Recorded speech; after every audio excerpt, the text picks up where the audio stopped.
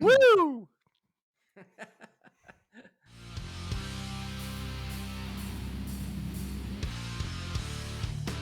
Welcome to the AngelsWin.com podcast with former Angels broadcaster Victor Rojas, featuring Geoff Stoddart and Chuck Richter. And now, it's time to talk about some baseball. Victor, take it away. I think I gotta let some of that music play. I mean, that is some killer music. And we welcome you to the Angels Win podcast. I'm Victor Rojas, along with Geoff Stoddart and Chuck Richter. This is our first full-fledged episode, so we are no longer newbies, I guess, at this. Our podcast will be on a weekly basis. Today we're doing it on a Monday, but we will typically release on a Monday. So we will record on Sundays, take a look back at what happened the week prior to for the Los Angeles Angels, as well as looking ahead. And we can be found on Apple iTunes, Spotify, iHeart, Amazon. And if there are any other outlets out there that you'd like for us to utilize as far as the podcast is concerned, please do not hesitate in reaching out to us and letting us know, because we want to be out there reaching as many Angels fans as possible. You can find us on Twitter, by the way, at AngelsWin. That is the Twitter handle. I'm at Victor Rojas. Chuck Richter is at Chuck Richter, ChuckRichter 70. And then good old Jeffrey is at Geoff Stoddart, GeoffStoddart. So that is the beginning of our podcast.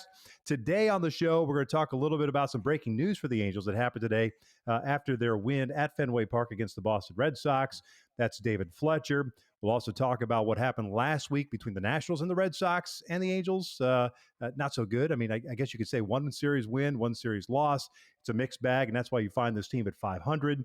Then we'll talk a little bit about what the struggles in April mean going forward into May. We want to focus in also on a couple of studs, young kids, Logan O'Hoppe and Zach Neto. And then, of course, our mailbag. We're going to start taking some of your questions on a weekly basis. So that's what we have in store. This is not scripted, so if we get to everything, great. If we don't, who cares? Because if you care, you're here listening to the wrong podcast, because we all have a couple of drinks with us. Gentlemen, cheers to the first broadcast. Cheers to you, Victor. You guys drinking brandy? What are you drinking? Whiskey, brandy? Bourbon. Okay. Bourbon. Yeah. Bourbon. Okay. I've got Western Sun vodka with some Powerade. So you got to have the electrolytes while you're sucking down some vodka. Just so you know. Cheers, Buffalo gentlemen. Trace for me. Cheers. Nice. Buffalo Trace. Perfect. Well, let's talk, of course, about David Fletcher. The game happened today. There was a rain delay. Halos hang on yet again. I know that's been somewhat of a theme for this Angels ball club in the early going. And but David Fletcher was outrighted off the 40-man roster today. And for those of you that don't know what that necessarily means, is that they're taking him off the 40-man roster. They outrighted him. And they assigned him to AAA in Salt Lake. So it's unique in that when you talk about outrighting of players, especially when it relates to major league players, it's a little bit different because Geoff has a guaranteed contract and has over 3 years' time, major league service time. He could have opted for free agency. Because he has less than 5 years service time, had he opted for free agency, he would have lost that guaranteed money. He would have become a free agent, but he would have lost that guaranteed money, which is roughly about $22 million. After you get to the 5-year marker, you get outrighted. You can say free agency. I'll take it. You still get paid. But in Fletcher's situation, he ended up taking the assignment, obviously, because he's not giving up $22 million in guaranteed glue. He's got 18 and a half guaranteed from a contractual standpoint. And then there are 2 club options that carry with it 2 $1.5 million buyouts as well. So that's where you get to the $22 million. And gentlemen, I'll open it up to you. I'm surprised, but I'm not surprised. I feel bad for David Fletcher because he's one of my favorite players, watching him when I was broadcasting games. I love the energy and what he brings to the table on an everyday basis. But at the end of the day, it's all about production, right? And when you've got a team that struggled the way it did post May 15th last year and off to a mediocre 500 start this year, things are going to change, especially when you're not producing offensively. And, I'd love to get your guys' thoughts on it. Yeah, I'll start. I'm really surprised. Um I didn't see this coming at all when we logged on to start the podcast. A little pre-podcast chat. Chuck mentioned it to me, and that we were going to lead off with this instead of what we had scheduled, and I was really blown away. Big fan favorite, a hustle guy. Someone that people have really come to like and admire because of his hustle. Um, there's been challenges, but I I I don't know. Is there something I'm missing, Chuck? Is this not the surprise that I'm taking it to be? Well, I think, and we've chatted about this on the website, David Fletcher makes good contact, but there's not a lot of barrels, right? Mhm. There's not a lot of exit velo, and you see a lot of weak grounders. You see pop-ups.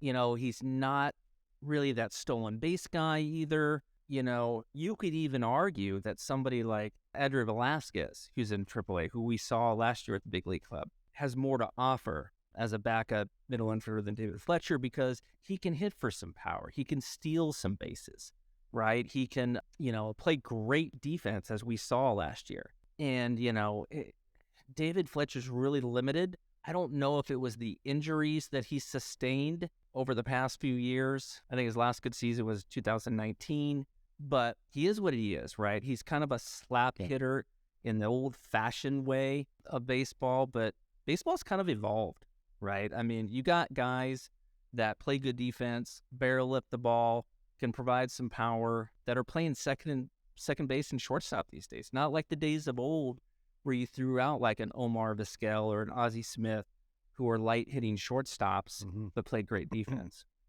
Well, yeah, and I Yep. think that's Oh, good I think point. that's the one thing that stands out overall for me is the fact that you love the guy, right? You love what he brings to the table, Mhm. and typically, obviously he's not a Dustin Pedroia, but if you have a Dustin Pedroia, it's like I'll take 25, 26 of those guys, and I'll take my chances, right? Because of just the Mhm. way they play the game.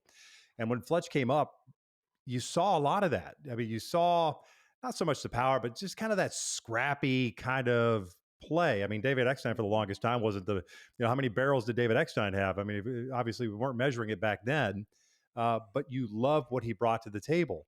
Mhm. And I guess was he being used properly? And I mean that from a defensive standpoint. My last year with the club was in 20. Uh, and obviously it was an awful year and a lot of bad things happened. But as I watched David Fletcher, and you knew that Andrelton Simmons was probably, wore the Angels uniform for the last time, that you were going to have an issue at shortstop, right? What's going to happen next year? Mhm. And I remember having the conversation with Perry that offseason after he got hired. We spoke, gosh, about 45 minutes to an hour, just talking about the club and, my thoughts on what I've seen and all that stuff. And the one thing I said is, listen, David Fletcher could play shortstop for you. He can hold it down. Is he an everyday shortstop? No. But he can hold it Mhm. down. He could do a nice job for you. Uh, I think he has the potential to be a very good, if not gold glove caliber, second baseman. But and that's just me. That was my thought process. And I truly believe that at that point, this is fall of 2020. Sure. And at that point, I really felt that he could become that guy, just because of the way he played the game and his work ethic. And you figured, gosh, you just put him there. You say, hey, you're our second baseman. Go get him, work your ass off, and see what happens. I think maybe he does. Maybe he doesn't turn into a perennial Gold Glover, but he does the job and finds his role, finds a comfort zone, and goes. Mhm. You, I'm wondering, does not having a defined role and or trying to find out who he is as a player, does that have a role in how this year played out for him? And I know the injuries are going to come into to play. There's no doubt about it. I love the guy. I love the kid. I love his father. His brother's going to be a pretty good player for the Diamondbacks. Dominic, saw him in the minor leagues. Uh, I just root for the guy, and I feel awful when you see these type of things. But this is a franchise right now in the Angels that needs to do some drastic things. They really do. They needed to Sure. start doing them early last year. And because you had lack of depth, you couldn't really you really couldn't do it, and you didn't have the minor league players yet at that high level to bring up. You make the trade for Ohtani. Neto's a first-round draft pick, and look who's in your lineup already in 2023. Ohtani's being a stud behind the plate, and Neto, we'll see what happens. If it's too early, we don't know. But you've got to find out what you have, because this is a year that everyone thought that this ball club was going to contend. It was finally going to be the year. They got some depth, and they were going to contend. And I think a lot of people are surprised that it's David Fletcher going down and being outrighted that way. A lot of people aren't either. So it's just because of the Angels' inconsistency over the last several years, you got a lot of people on the fence on either side, right? This sucks. Right. This is an awesome move. Fletcher sucks.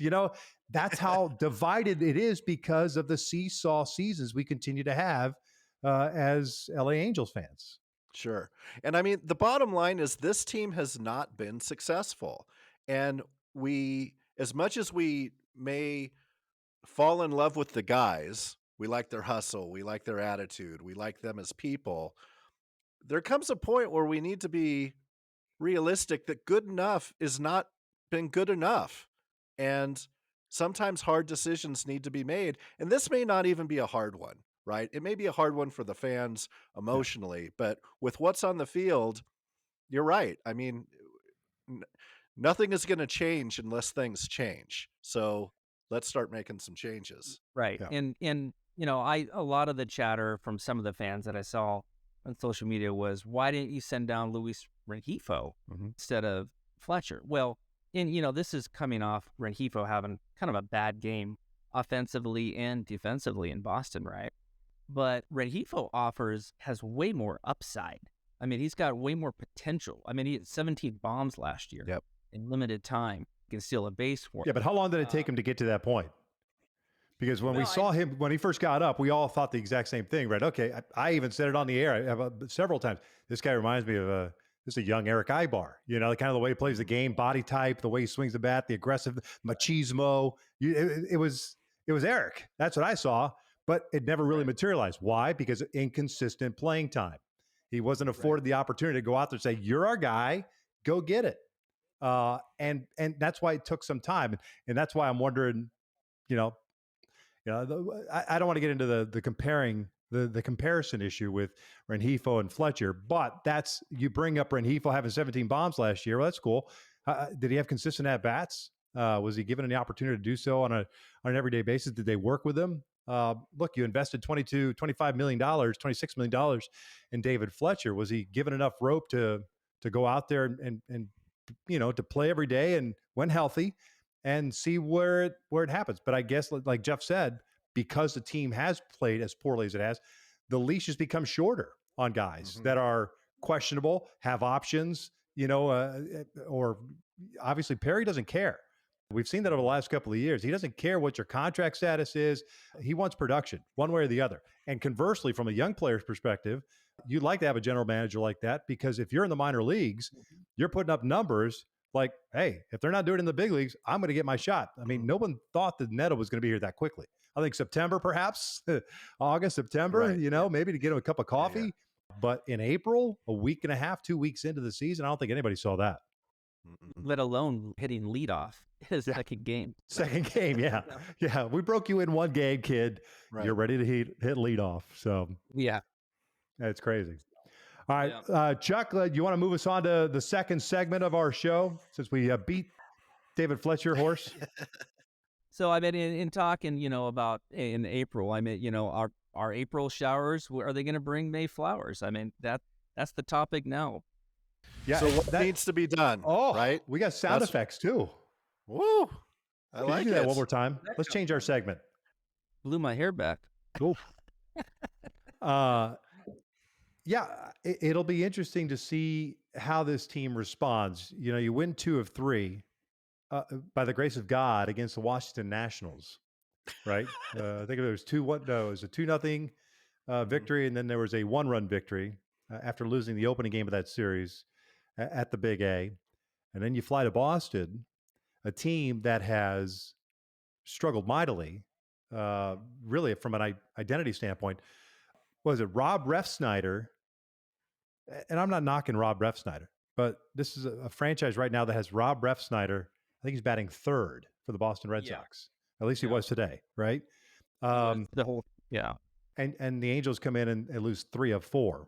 So, April showers to May flowers. Yeah, I guess. I mean, you guys have been a lot closer to this organization the last 2 years than I have. I've watched from afar. I was intimately involved for 11 years. And maybe something has happened, a disconnect, if you will, for the last 2 years for me because of not being involved on an everyday basis, right? So, when I was there for the 11 seasons, I always thought, April, here we go.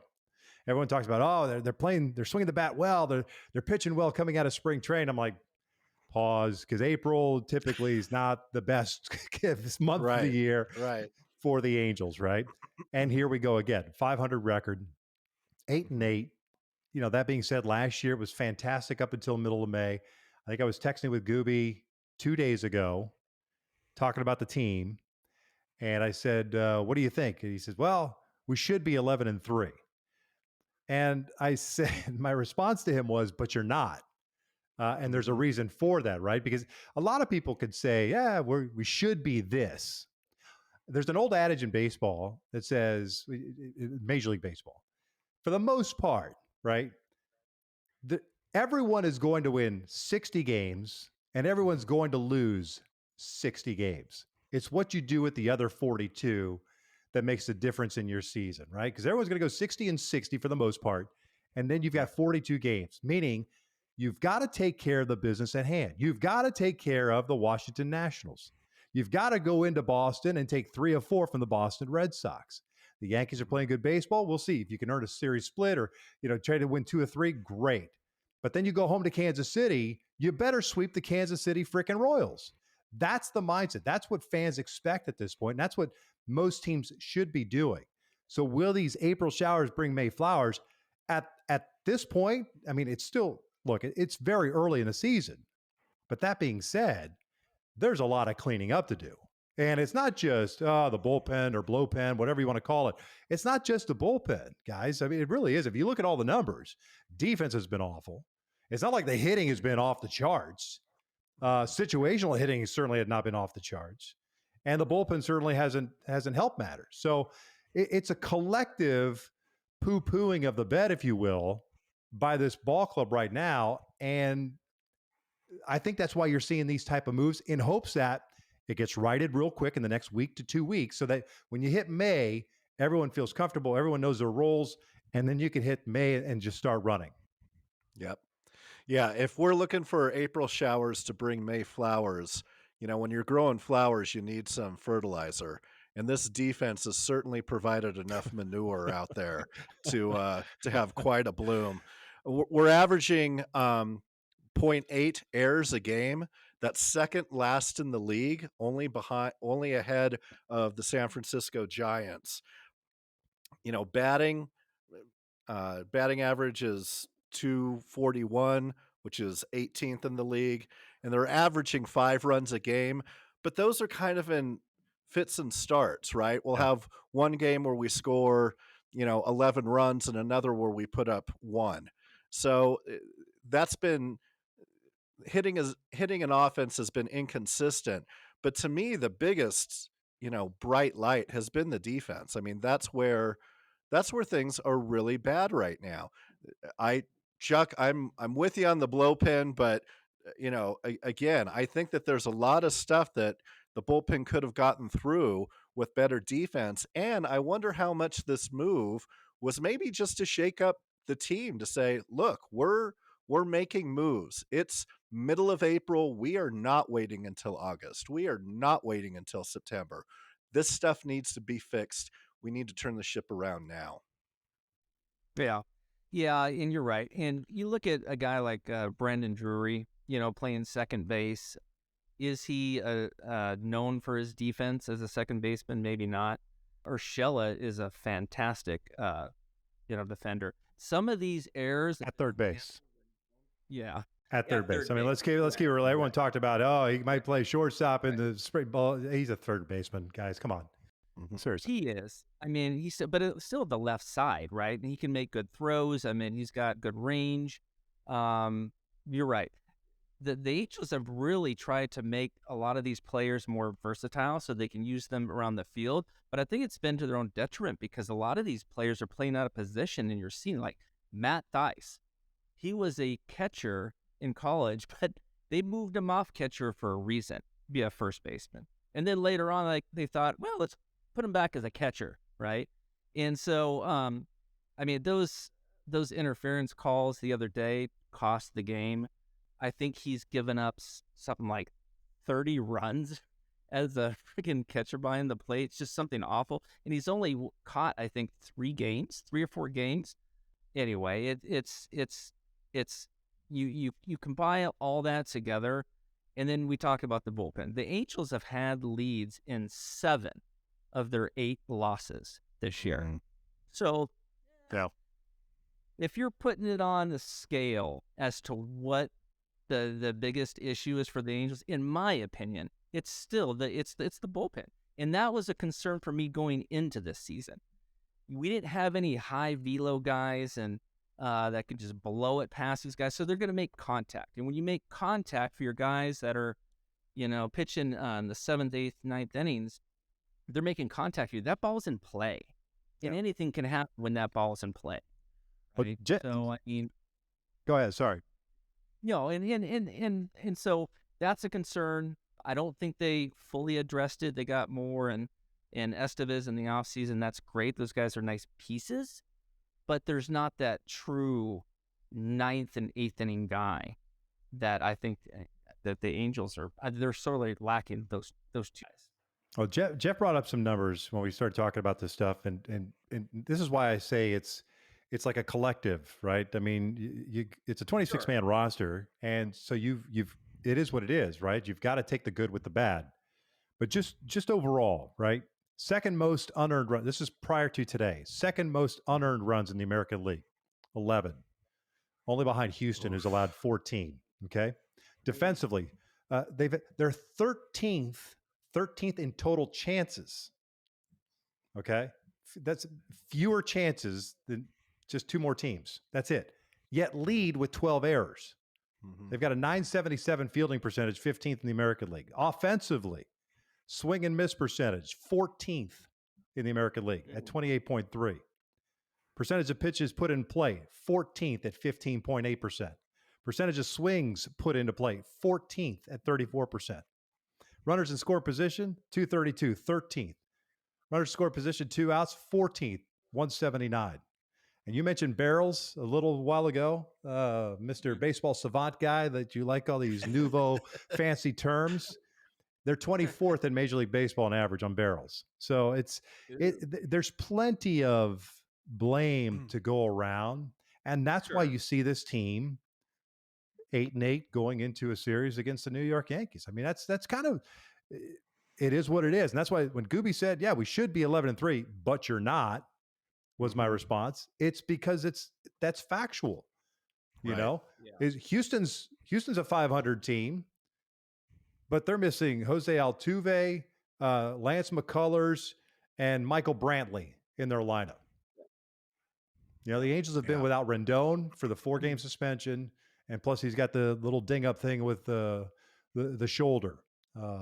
And plus they missed, 1 game with when he got hit by a pitch. I think the next day he missed a game. Plus load management. So it's like this lineup better find some consistency somehow. You can't be middle of the pack. No, you can't be middle of the pack or back of the pack and expect to end up somehow in the playoffs. Right. That's the key. The key. You can play middle of the pack and hope for the playoffs. Right. But if you're going into the season with the expectation of going to the playoffs, and then you play and you regress to play middle of the pack, that's a freaking lost season. Even 2 weeks into the year, that's why you're seeing these moves. Yeah, that's why I would make those moves. If my ass was on the line, that's why I'd be making these moves. And I'm not saying anybody's is, but I mean, really, the reality of it is like we're in year 3 of Perry's tenure as the general manager. Phil Nevin you know, I mean, he's on a 1-year deal, and he had to Right. be on a 1-year deal because of the situation with the team being up for sale, and you had to have somebody that just kind of kept things in order. So you had to give Nevin a 1-year deal. So he's certainly on the. I would think he's on the hot seat. And let's In be his first, honest, we're also on a shot clock for Ohtani. yeah, If we're coming yeah. into July Oh, and by the this way, team isn't clearly in play for a playoffs, if it's like nip and tuck, they've got some tough decisions to make. Like, do they have to make the move, trade him, and get as much back as they can for him? Yeah. I mean, I don't want him to go, but I would argue if we're sitting in third place in the American League West and, it's looking bad for our chances, or it's a coin flip at best for the playoffs, boy, how do you not try to cash in and get some players for him? okay. Do you take that Yeah. option, or do you re-sign him? Let's say you are crapping the bed. It's August 1st. It's July Sure. 15th. Do you I would re-sign certainly him? try to re-sign him. All Would right. he want to sign with us? All right. I feel like that's the bigger question. I think the Angels should do whatever they can to try to re-sign him. Yeah. He's generational. He's the best pitcher on your staff, one of the top 2 or 3 hitters on your staff. You're getting 2 players for this guy. Mm-hmm. So I think you try to re-sign him. To me, the bigger question is he going to want to re-sign with us? So here's my take on that. So, have they even had the conversation with him and his agent yet that says, "Hey, listen, we want to resign you. We want to keep you long term. We want you to retire an Angel." Is there has to be a conversation at some point during this season when they have a clearer picture if they're going to have a chance to get to the playoffs, right? And they need to have that conversation with them that said, with Ohtani's agent that said, listen, we want to keep you and we want to sign, but listen, if you're not willing to sign an extension mid-season, in season, then we're going to have to trade you because our chances right now are iffy on making the playoffs, and we got to get some return, and we can come at you in the off season. Mm-hmm. And we hope that since you know the roster, the players, you've been here, we hope that you'll be our pick. But you have to cash in. You have to. What about Yeah, you, Victor? Would you look to re-sign him? Well, and just to Chuck's point real quick, we don't know that conversations haven't occurred or trial balloons floated. And one thing I definitely know about Artie, he's not going to share any information, or anybody that works for him is going to share any information to the general public. That's just the way he is. That's the way he's always been. So we have no idea, and I'm sure that Perry's adhering to that advice, and that's kind of how things have played out, right? I mean, nobody really knows things until they actually happen, and that's been that way since I was there, and since then. Would I sign him? Yeah, absolutely, I would sign him. I think the question becomes for me is the progression of the kids at the minor league level. Like, are they making the strides, the Jordan Adams of the world and so on and so forth? Are they making the strides to where I feel really good about my depth, that if I re-sign Shohei, I've got an opportunity to really have a good team? Because look, at the end of the day, the best package of players, generational players, or whatever you want to say for Shohei, would have happened this past offseason, where a team is going to give up X number of players for one full season of Shohei Ohtani, right? And I hearken back to the Mark Teixeira deal with the Atlanta Braves, from the Rangers to the Atlanta Braves, which ended up being a huge trade that changed the complexion of the Texas Rangers organization. That was the Jared Saltalamacchia, Matt Harrison, I forget the closer's name, Elvis Andrus, and there was one other outfielder I couldn't remember. But anyways, I think it was a 5-for-1 deal, and that just changed the franchise. Tex was not going to sign back with the Rangers. just like he wasn't going to sign back with the Angels when he became a free agent. You have to just make sure that you get what you think the value is. Now that's the unknown. If you get a couple of teams involved, then I think you got a better chance of getting a mid-season trade. You need to have multiple teams in play to get the best deal possible. So it's a tough question to answer right now. I would have done my best to have them already locked up. Because I would have known going into the season, they want to play things out. Look, I get it. The Major League Baseball players have earned the right to test the free agent market after 6 full years of service time. I get it. That's good for them. They're right. It's been negotiated. They should get the opportunity to test the market. And I have no qualms if that's what plays out for Shohei whatsoever. But I would have liked to have known one way or the other, gut feeling or otherwise, if Nez, Shohei's agent Nez, had said to me in a phone conversation, we'll listen, but we're going to take everything into consideration. For me, I'm a worst case scenario guy. I'm thinking, all right, they're probably going to test the market, and so I got to set my mindset to, we got to do everything we can to win games. 1, for us to get to the playoffs. 2, to make Shohei happy so that he wants to stay here, so that we go into the playoffs and hopefully deep into the playoffs, and it makes it that much easier to re-sign. The one thing you do have in your back pocket as an Angels organization, and take it for what it's worth, Shohei picked the Angels organization. Okay, so there was pitches made. I remember Billy Epler, before that press conference happened at Angel Stadium, he was just as surprised as all of us were when they called and said, we want to be with the Angels. As a matter of fact, I'll tell you a story. John Carpino tells me the story that day of the press conference afterwards. He says that a couple of days before, they came out to the ballpark. They did the tour. They walked around with Sosha and Epler and Carpino and talking this and that. And as the story goes, they shook hands and say, hey, we'll let you know. And they go out to the car. And as far as Carpino and those guys know, they're leaving to go make their decision. Well, Carpino, right after Shohei announced that he was going to sign with the Angels, there was a security guard or something to that effect, as John tells me, was having a conversation. The security guard tells Carpino, goes, I knew he was going to sign with us. And Carpino was like, what are you talking about? How do you know he was going to sign with us? He goes, well, because after he left, they went out to the car and they sat in the car. So the security guys watching on camera the parking lot at Angel Stadium. So they're sitting in the car for a while. And then car doors open up. They get out. They start taking pictures and selfies and stuff like that. He goes, I knew at that point that he was going to sign with the Angels. So that's how out of the blue that happened for the Angels.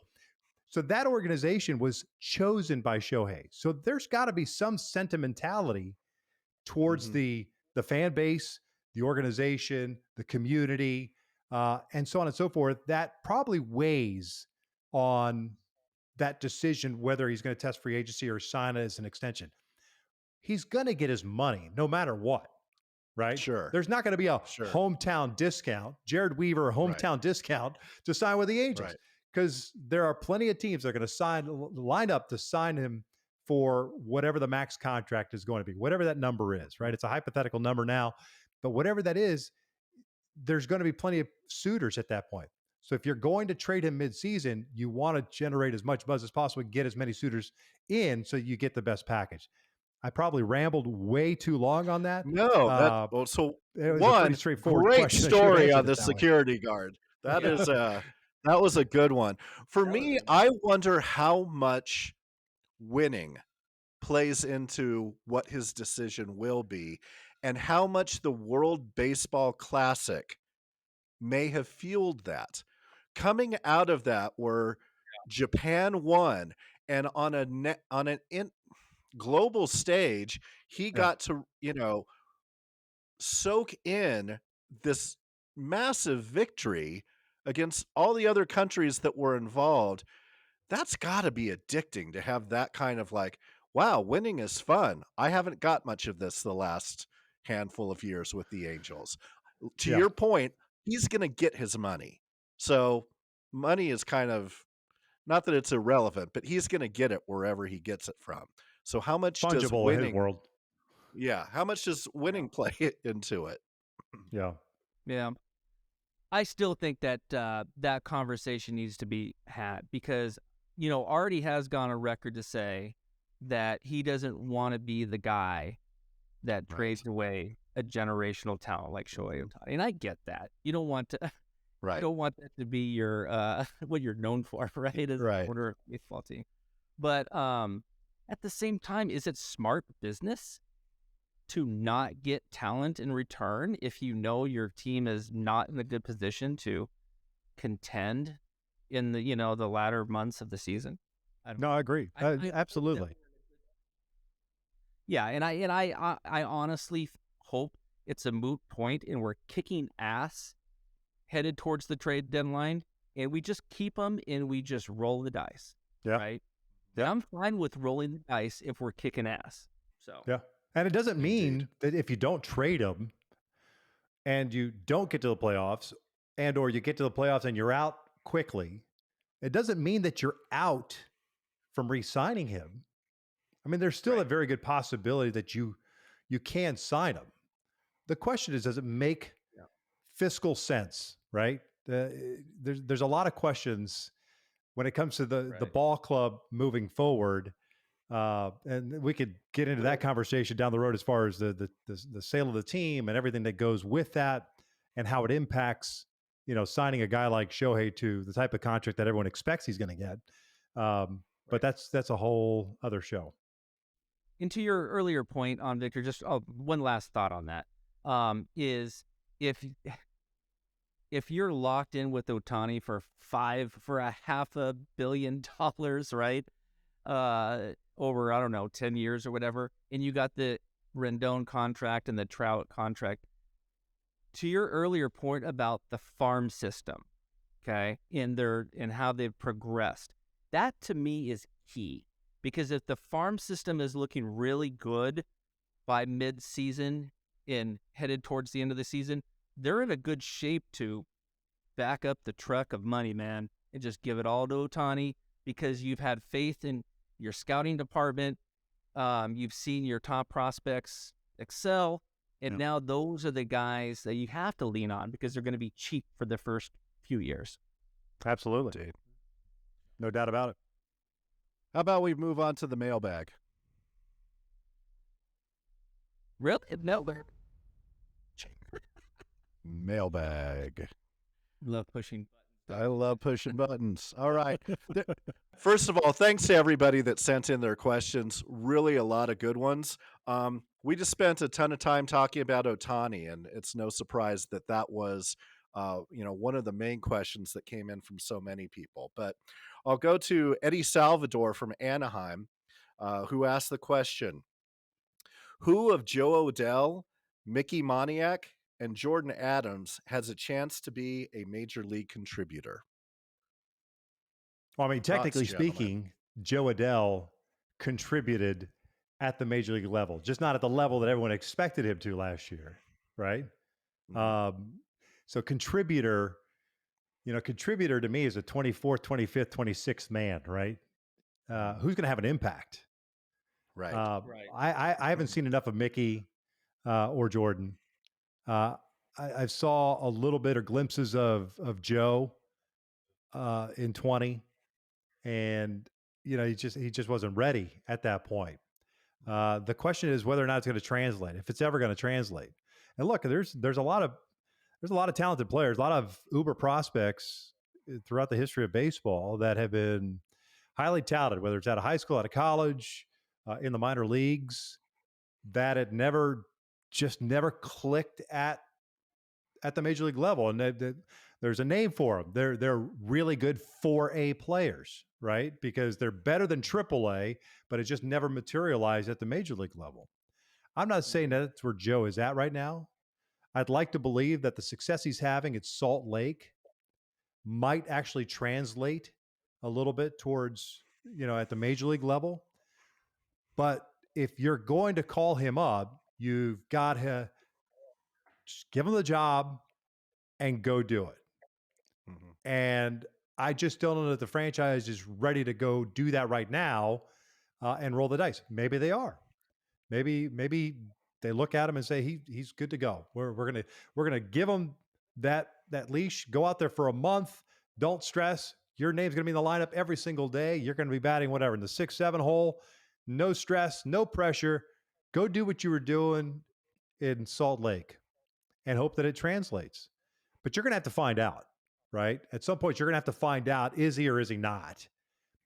Because a longtime friend of mine and longtime former GM Tom Grieve used to tell me all the time, when it comes to players, there is a shelf life, and it's a shelf life within your own organization. And sometimes that shelf life just comes to an end and it just didn't work out. And maybe it's better off that person goes somewhere else, and maybe they find it somewhere else. But you've got to move on because you're continuing to cycle players in. And obviously you're trying to funnel them all the way up to the major league level. So I hope it happens for him. You know, everything I've seen from, it was Jordan Adams was the third person that was mentioned on that question, right? Yep. Everything I've seen and read and it was it Kyron Paris, also another shortstop. Wasn't he was selected the same year. Paris was selected the same year as Joe Adele, if I remember correctly. Does that sound right? I think so. Or was it Jordan? There's two of those three guys were in the same draft, because I remember we interviewed them in the booth one time, and they're both great guys. But I want all prospects to succeed. It's just not realistic. They just don't. Yeah, it just doesn't happen. It's funny. Jordan Adams, Mickey Moniak, and Joe Adele are all outfielders in the Salt Lake Bees, and they're all former first-round draft picks. Moniak was first overall. And then they have Adele and Adams in their own organization. But to answer the question, I think impactful contributor is maybe what was missing from the question. I think all three can contribute. Yeah. I mean, Jordan Adams is a stellar defender, right? Mickey Moniak is a great defender. I mean, Jordan Adams can steal you a base. Moniak can steal you a base. Both of them got some pop. You know, in fact, I would bet that if the Angels have had enough with Brett Phillips not being able to hit the damn ball, we may see Adams or Moniak over Joe Adele as that fourth outfielder, because I think they want to get reps for Odell just over a full season. So to answer the question, I think all three could be a contributor at the major league level. Impactful, that's TBD. Yeah. All right. Let's stay down on the farm. This next question comes from Ryan, who apparently goes by Barf, from North Carolina, USA. By Barf on our website. Barf. Ryan asks, how do you feel about our current farm system compared to our rivals? And who is the most underrated prospect that we have? Chuck, I'll let you take that, because I haven't focused a whole lot on the minor league system for a couple of years, and even when I was calling games, it was just, it was usually the higher level guys. Look, I think overall, and I'll let you speak specifically to the minor leagues, but I think overall in baseball, I know you get these rankings. My good friend Jonathan Mayo, known him a long time. He does it for MLB. I know Keith Law does it. It's so hard to judge. Once you get past 15, as far as rankings, you can almost be interchangeable parts unless a team is completely done. Like the Astros, I think Astros organization is kind of devoid of prospects now. I mean, because they've all graduated, right? I mean, which is that's what you want. Sure. But that's kind of my whole thought process on the minor league guys. And I'll let Chuck take the answer for the Angels. So to answer the question, I would say the Mariners and the Rangers are well ahead of the Angels farm system by far. But then you got the Angels slightly ranked over the Astros, and then obviously ahead of the A's. So middle of the pack in the division. There's a lot of guys that this year, Sam Bachman, who looks much better than he did last year. It looks like he's overcome his injuries. I really love Kyron Paris, Chase Silseth. There's a lot of guys. If Ben Joyce can command his fastball and his slider, he's going to be a knockout closer. Big if, but I mean, so there's some guys, there's some talent in the Angels system, but yeah, I mean, the Mariners and Rangers are by far better. And I saw quite a few of the Rangers organization, having worked in that organization the last couple of years, and they do have some depth. Are they impact guys? I don't know. I don't. Other than Josh Young, third baseman, I thought he was going to be a star in the making. And Leiter still. Third baseman. Yeah, no, and Leiter's got the chance. I never saw Kumar, but they do have a lot of guys. Let's just put it that way. They do have a lot of interesting pieces that can help you at the major league level right now. And one thing on Ben Joyce, the one thing I remember when Ben got drafted, everyone was talking about the arm. Obviously, is just stupid good, but going from pitching, weekend series as a reliever and getting stretched out to where you can go kind of every day or 2 days off, 1 day off, 2 days, and the repetition. And I think that's, stuff is there. If he can command a little bit better with more consistency, I think obviously he could be an elite cheese thrower in the big leagues. There's just no doubt about it. Nobody feels comfortable in the batter's box when he's on the mound, nor should they. Yeah. All right.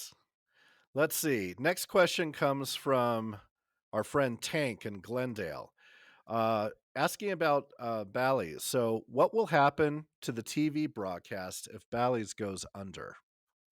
So, Victor, I don't know how close you are to this, or what you think of the landscape of TV broadcasting and some of these some of these contracts that these companies have. But what are your thoughts on that? Right now, I think everything I've read has been that Major League Baseball has set up contingency plan to, run broadcasts should the Bally's contracts go away. So, just as an example, and I'm not an attorney, I'm not providing advice, legal advice or anything else. All I'm saying is, if Bally's fails to make a payment to a ball club, the ball club could petition the court to basically cancel the contract and have those rights revert back to the team, in which Major League Baseball would step in and just continue to broadcast their games. It won't change. It's not like you're not losing play-by-play guys or analysts or anything like that. Production people, for the most part, pretty much all of them, are at-will employees. They're contractors. Bally's is contracting them, and if Bally's is no longer, then MLB will contract them to call or do games, produce games for the Angels or whatever other Bally's franchise there is. And also, I think AT&T Sportsnet Roots having some issues as well.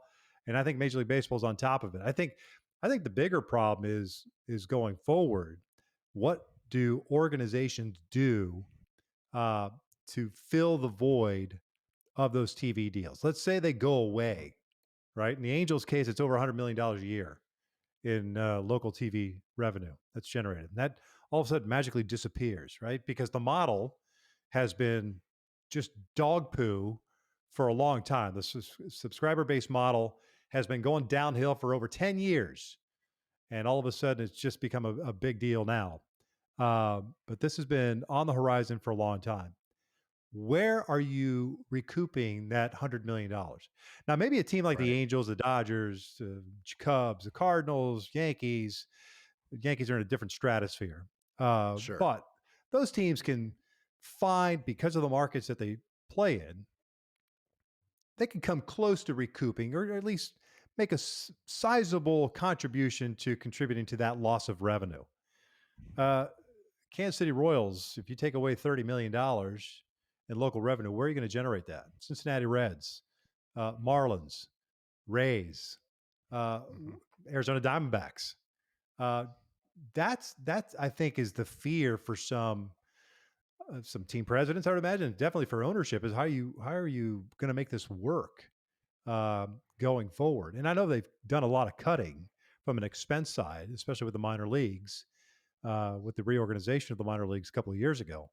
But I think that's the biggest concern going forward. I mean, being a part of two groups that wanted to buy the Angels, that was one of those concerns. Yeah, the contract looks great, right? $3 billion over 20 years, and that, you divvy that up, and that looks good. But I said, but keep in mind, this could go away because of the money issues and how over leveraged Bally's was from day one when they bought the RSNs.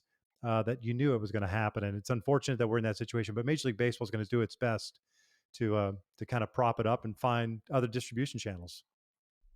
Yeah. Chuck, any thoughts on that one? No, I don't have nothing else to add there. Look, I like it. I like a man that steps up and says, "I got nothing. I got nothing." Story of my life. How am I gonna? How am I gonna add to what? I literally have no experience in that. But I was hoping you were going to one up me. I really was, just so I can crush you. All right. Come on, now you gotta throw me a softball, Jeff. Okay. Yeah. Well, this next. Okay, let me find one for Chuck. This our last one? No, Chuck, we're going to skip you. We're going to go with David Salzer from Tustin. And he has a question for Victor. So he says, Victor, what are some of the things that you learned running a team that you didn't know from the broadcast booth? Well, there wasn't a whole lot that surprised me because, when I decided to go into broadcasting at 31 years of age, remember I went to the Newark Bears. And so I went there as an assistant GM in independent ball in charge of putting the team together. And then I became the GM like a month into the season while I was learning how to broadcast. So I kind of already had a feel for what it was like to run a streamlined, low budget, independent minor league team just across the river from New York City. So that experience certainly helped tremendously. And when I went back to the front office, the nomenclature's changed, the way you do business has changed, marketing has changed, social media obviously has changed. So those things, but sponsorships, staffing, stadium operations, field, all that stuff, aside from all the hoops you had to run through with Major League Baseball when they came back from COVID and restrictions and seating and pod seating and all that crap that we had to deal with, there really wasn't that much of a difference. There just wasn't. It was kind of just getting back into that mindset of, not the carny or carnival kind of mindset or, carnival barker mindset, but minor leagues, the whole Americana and kind of trying to pitch the dream. Whereas in independent ball, it's more about trying to get players that want to continue to play professional, try to get back to organized ball. The mindset was a little bit different, but other than that, not a whole lot. All right. And I lied. We have one final one. This comes from Mattingly Rojas from Phoenix by way of Texas. She says, "Hey, Dad, this is your daughter. Quick question. What are we doing this summer?" What are we doing this summer? I'm sorry. What are your plans for the summer? For the summer? Well, every week I've got a podcast to do on AngelsWin. That's all I've got booked right now. There you go, Mattingly. And by the way, for everyone, that was Mattingly on the introduction that we had. So we thank Mattingly Rojas for doing the voiceover for our AngelsWin intro. Unless Chuck wants to take us on a trip. You want to take us on the road on one of your trips? You want to take us to Italy? Let's do sabbatical. Sabbatical Chuck. That's what we're going to call you. I want to do the Amalfi Coast and get down to Sicily, and then just drink some good red wine, and then eat some good seafood. Let's do the podcast from there. You can expense it. You can expense that. Let's get on it, man. Hey, Jeff, can we ask just one more question? It's a question to Victor. Sure. From Bob Taylor from Cleveland, Ohio. He asked Victor what his finest moment in the booth was when doing play-by-play for the Angels. Finest moment? Well, I mean, Most memorable. yeah. Yeah, I still have to say the Tyler Skaggs game when we came back home from that Friday night against Seattle. That's still the one that was just so improbable and just so out of left field that that I just it's still mind-boggling to me.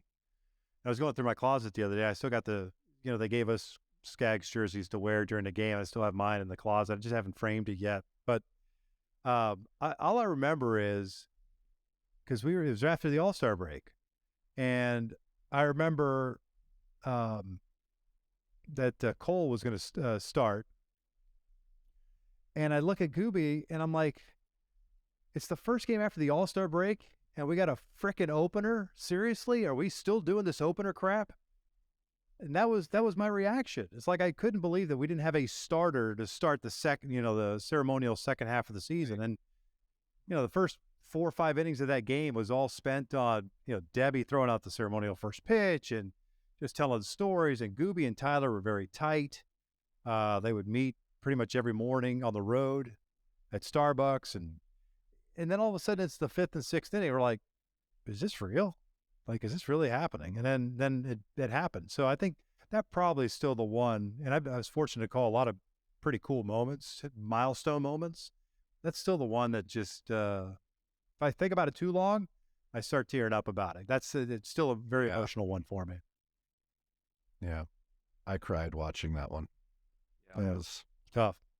We appreciate the questions, though, and we'll continue to do that on an every weekly basis. There is a ton of questions we weren't able to get to, but keep those questions coming, Angels fans, and we'll keep reading them on the podcast every week. Yeah, that's going to do it for our first show. And like we said, it was going to be wheels off. I mean, it's just kind of wherever the conversation takes us. That's how we're going to do it. And I hope we all hope that you liked it and enjoyed it. And we'd love your feedback. If you have suggestions, feel free to send them along. Again, you can find our podcasts on iTunes, Spotify, iHeart, and Amazon. And if you have you listen somewhere else, please let us know. We'll make sure that we get the Angels Win podcast on there. Jeff, Chuck, any last words or famous last words? Well done, gentlemen. Our first podcast number 1. I think it went pretty well. I think it did too. We had a couple of things we weren't able to get to, guys, but Ohapi and Neto will be next week. That was going to be a focus point. They're not going anywhere. No, not going anywhere. So we'll touch on them next week. Thank you all for listening.